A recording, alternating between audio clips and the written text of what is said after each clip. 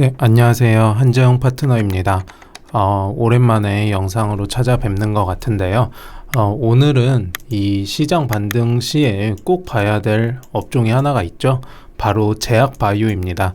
제약바이오가 코스닥 시장이 상승이 시작되면 가장 먼저 움직이는 그런 업종 중에 하나인데, 이 제약바이오 업종에 대해서 한번 살펴보도록 하겠습니다. 일단 2021년 제약바이오 업종은 엄청 힘든 시간을 보냈다, 그렇게 볼 수 있는데요. 일단 좌측의 자료인 이 코스피 의약품 코스닥 제약지수의 추이를 보면 고점 대비 엄청나게 하락세를 보였습니다. 코스피, 코스닥 가릴 거 없이 이렇게 우리나라 제약바이오 종목들이 상당히 약세를 보인 것을 알 수가 있는데요.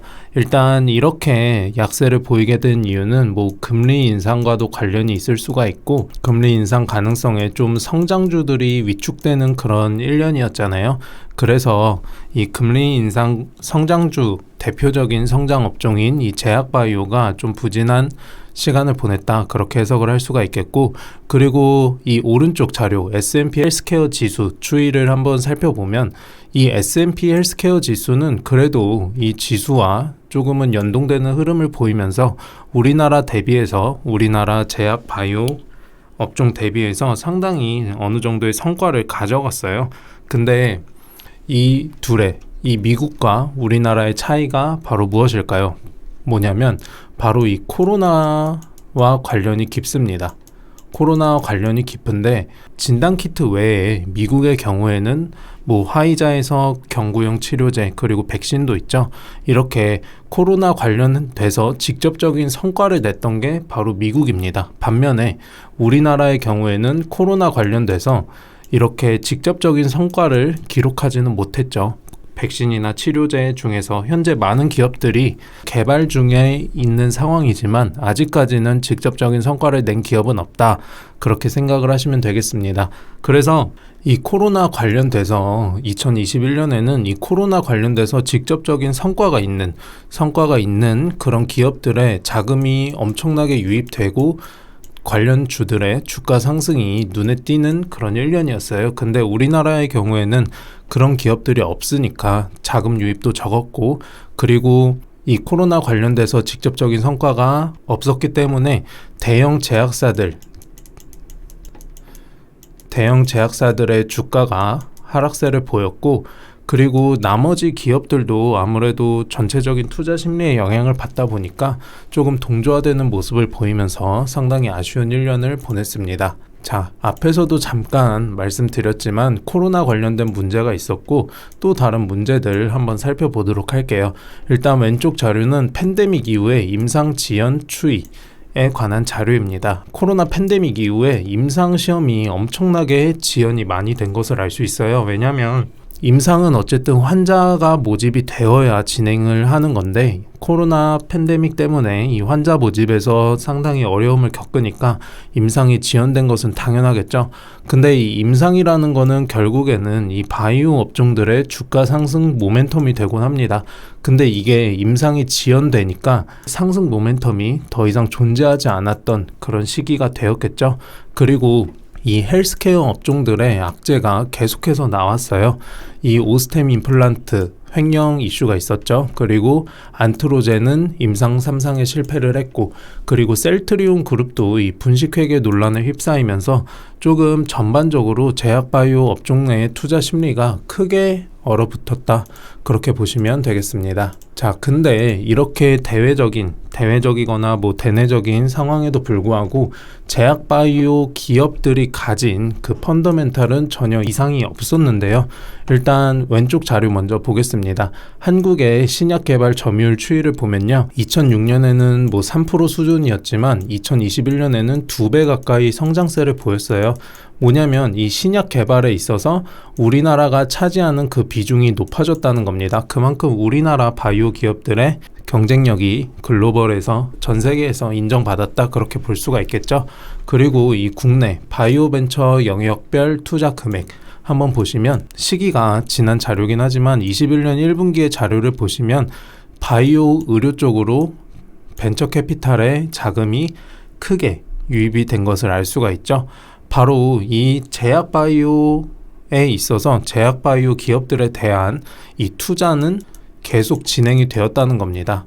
신약 개발도 계속해서 이루어지고 있고 이 투자도 상당히 많이 이루어진 만큼 펀더멘털은 이상이 없던 그런 1년이었는데요. 그리고 이 전반적으로 매출액이나 그런 걸 살펴보면 오히려 20년 대비해서 21년에 조금 더 매출액이 많이 나오는 그러한 모습을 알 수 있었습니다. 그런 모습에도 불구하고 주가는 아쉬운 흐름을 보였다는 게 상당히 중요한 것이고요. 자, 그러면 이제 여기까지 바이오 업종들의 대략적인 시황은 알아본 것 같아요. 그래서 일단 바이오 기업들에 접근할 때 어떤 점을 중점적으로 봐야 되냐, 그거에 대해서 알아보겠습니다. 일단 바이오 기업의 장투, 오랜 시간 가지고 있는다고 하죠. 장투 측면에서 바이오 기업은 어떤지 한번 살펴볼게요. 일단 좌측의 자료는 신약 개발에 소요되는 비용과 시간에 대한 자료인데요. 일단 신약 개발에는 평균 2조 원의 비용과 14년 정도의 시간이 소요가 된다고 합니다. 임상에만 6에서 8년이 소요된다고 해요. 그래서 장투 측면에서 보면은 상당히 좋지가 않은 거죠. 왜냐하면 아무리 경쟁력 있는 물질을 가지고 있다고 해도 신약 개발까지 이렇게 오랜 시간이 걸리고, 그리고 임상 1상, 2상, 그리고 3상, 그리고 신약 출시 이렇게 하는데, 이렇게 진행이 되는데 임상에만 6에서 8년이 걸린다고 합니다. 임상에서 조금 좋은 결과를 가져갈 수 있는 기업이라고 해도 직접적으로 결과물이 도출될 때까지의 시간이 상당히 오래 소요가 되다 보니까 저는 개인적으로는 바이오 기업의 장투는 정말 아니지 않나 그렇게 생각을 하고 있고요. 그리고 더 중요한 점은 신약 개발에 엄청난 천문학적인 돈이 들어간다는 겁니다. 근데 이 신약 개발에 평균 2조 원 정도의 비용이 들어간다고 해요. 이 임상에 진행되는 비용만도 엄청나겠죠.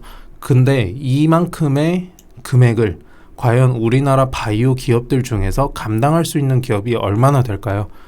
정말 얼마 되지 않을 겁니다. 얼마 되지 않는데 그 금액을 감당할 수 없다는 거는 유상증자로 이어질 수도 있는 문제고, 이렇게 아무튼 주주 가치가 훼손될 가능성이 있다고 저는 생각을 해요. 그래가지고 이 바이오 기업들을 오래 가지고 있는 거는 엄청난 리스크랑 진짜 싸우는 그러한 모습을 가져갈 거예요. 그래서 바이오 기업들의 장투는 절대 아니라고 보는데, 그러면 바이오 기업들에 어떻게 접근을 해야 될지 바로 이 기술 이전과 관련이 있습니다. 이 기술 이전 계약 건수와 금액 추이를 보면요, 계약 건수와 금액 모두 계속해서 우상향 흐름을 가져가고 있어요. 그리고 중요한 점은 이제 2021년에 코로나라는 중요한 사건이 있었잖아요. 그래서 이 코로나로 상당히 이득을 본 기업도 많아요. 글로벌 빅파마들은 코로나로 막대한 돈을 벌기도 했고, 국내에도 진단키트 관련된 기업들 있죠. 진단키트 관련된 기업들도 상당히 많은 돈을 벌었습니다. 그러면 이 코로나 관련돼서 특수가 이제 진짜 막바지에 이르렀죠. 그래서 이 기업들이 향후에 이 신약에 있어서 기술을 취득하는 그러한 형태의 라이선스 딜이 더 많이 추진이 될 거라고 보고 있어요. 그래서 기술 이전이 가능한 기업을 찾는 것이 상당히 이 바이오 기업 투자에 성패를 가르지 않을까 그렇게 생각을 해요. 그리고 지금 딱 시기가 감사 시즌이에요. 감사 시즌인데, 감사 시즌을 기억해야 되는 게 뭐냐면, 대부분 많이들 아시겠지만 바이오 기업들이 재무가 조금 불안한 경우가 상당히 많아요. 왜냐하면 이 R&D라고 하잖아요. 이 연구 개발 비용은 바이오 기업들에게는 어쩌면 이 숙명입니다. 계속 지출해야 되는 금액이에요. 근데 이 R&D 비용을 감당할 만큼 현금을 보유하고 있냐, 그게 상당히 중요하다고 봅니다. 왜냐하면 이 R&D 비용을 감당하기 힘들 정도로 현금이 없는 기업이라면 향후에 유증이나 그런 쪽에 악재가 좀 재무적인 악재가 좀 터질 확률이 높다 보니까 아무래도 이 현금 보유량을 체크하는 게 상당히 중요합니다. 그래서 이 좌측의 자료 한번 참고해 보시면 좋을 것 같고, 코스닥 바이오 현금 보유 하위 탑 10입니다. 탑 10 기업들인데 이 기업들이 당장 나쁘다고 말씀드리는 건 아니지만 어쨌든 리스크를 회피하는 것도 투자의 기본이기 때문에 이 점 한번 체크해 두시면 좋을 것 같고, 그래서 우리나라 기업들을 보면 앞에서도 말씀드렸던 것처럼 이 임상을 완료하는 데 금액도 많이 들고 신약 출시까지는 더 많은 금액이 들다 보니까 이 기술 이전이라는 거를 상당히 많이 해요.